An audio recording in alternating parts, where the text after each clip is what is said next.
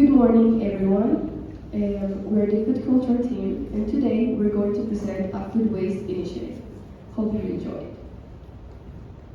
First, to give you some general context, we've been working with Hasebe-san, a frog producer from Yamanashi prefecture, and we've been asked a specific challenge and a specific request from this producer, which is how to manage and how to make it sustainable and profitable the peach seed waste.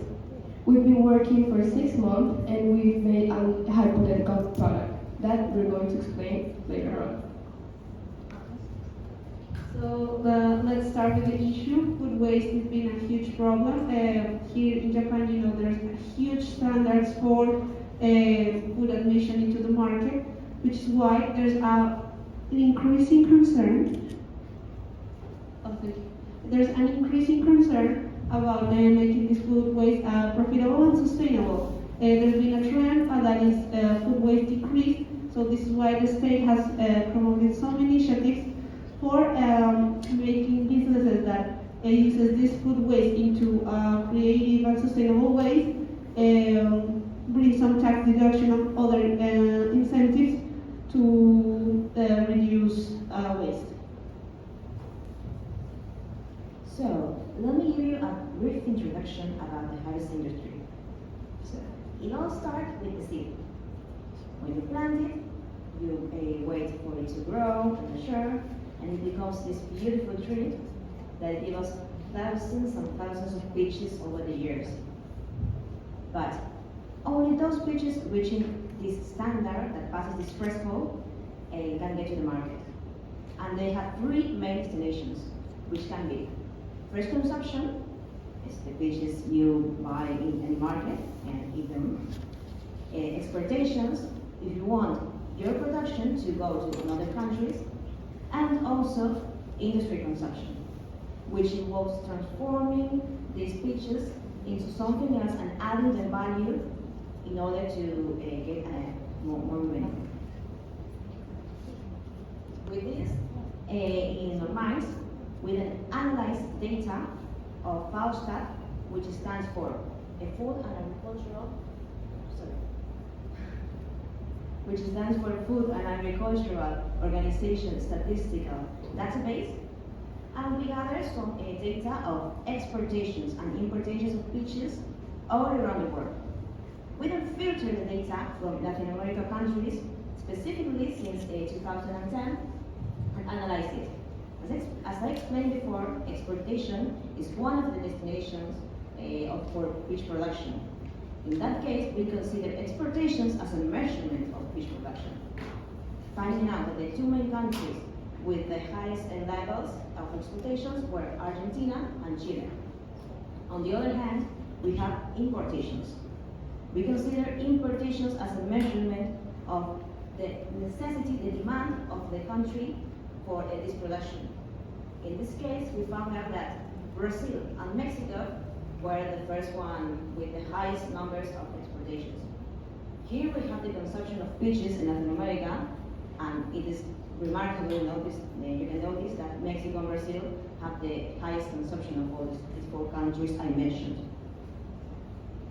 So we analyzed a Brazilian market, specifically the beauty and personal care market, and as you can see, it has been increasing and increasing over the years, specifically the personal care sector.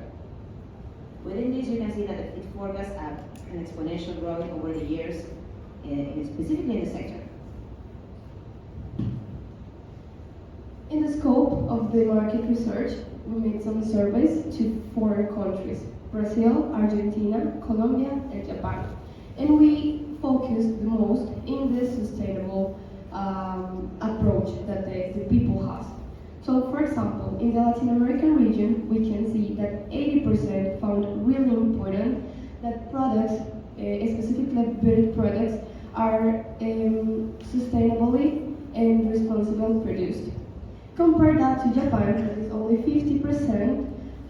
It's not a huge difference, but it's been a trending and it's been growing. So in Latin America, people found more important the sustainability.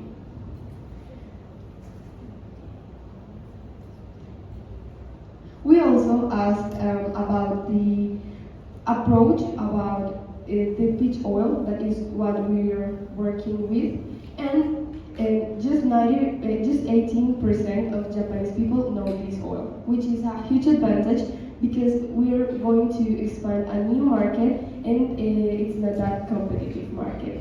Besides, in Latin American region, people are really familiar with peach oil.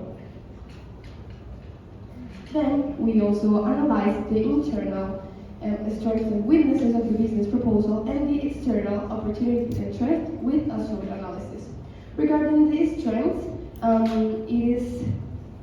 they are really good because we're going to work with food waste that is kind of free because we're going to work with Hasebe-san, and he produces the seed peaches, so we're not going to have to purchase them. So it's a cost advantage, and recycling is also promoted. Regarding the weaknesses and threats, they're mostly related to internal weaknesses as patental and intellectual property, and threats because of the biological environment and customer trust. But we think it is really important that we know these weaknesses and threats because we can work with them and not against them, and know they're working against us.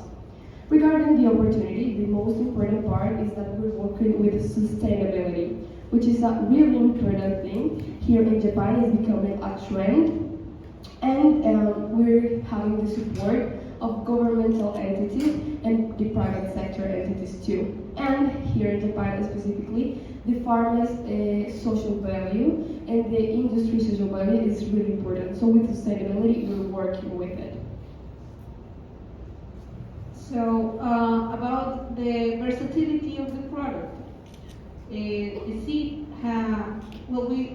we want to extract the seed oil from the peach seed, and it has three uses. First, there's perfuming. Peach seed oil will be it will have a very pleasant fragrance that can be used to actually make other things smell that good too. For example, there's oils, there's shampoo, there's soaps. So it has like an open and a diverse market to have an utility to use in those products. There's also cosmetic. The seed has properties like argan oil that are very hydrating and also anti-inflammatory. So it's desirable for these products to not only smell good, but to also have these properties that make it even more desirable for the customers in the cosmetic industry.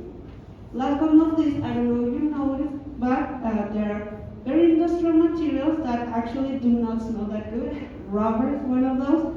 Shoes are often made of rubber, but they do not smell like rubber, so this is called masking. And oils are very good to place on those products so they don't smell industrial anymore and have a neutral odor or even a pleasant odor.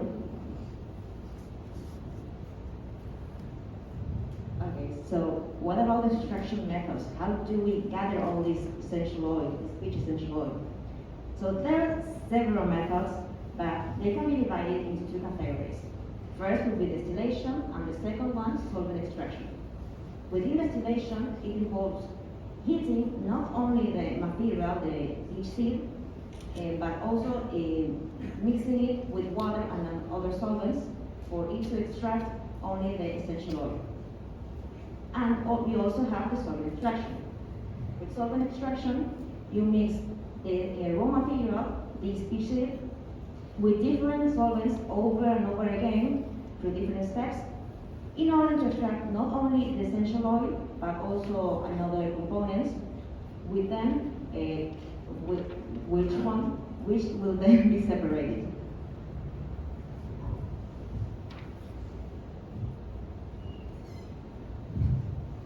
In our specific case, Nobu-san is a both farmer and distributor, so he communicated to us the interest of actually avoiding the custom bureaucracy and leave it to another, like a third party. So we suggest that for distribution, since he would have the seeds he gives these seeds into a multinational here in Japan for them to carry the custom efforts. Then, after that, the multinational also would transform these seeds into oil, bring them into the foreign market, and in the foreign market there's a lot of potential for it to be bought. There are multinationals, later would be explained by my teammate Gabriel, like Natura, who would be interested in buying these kind of supplies.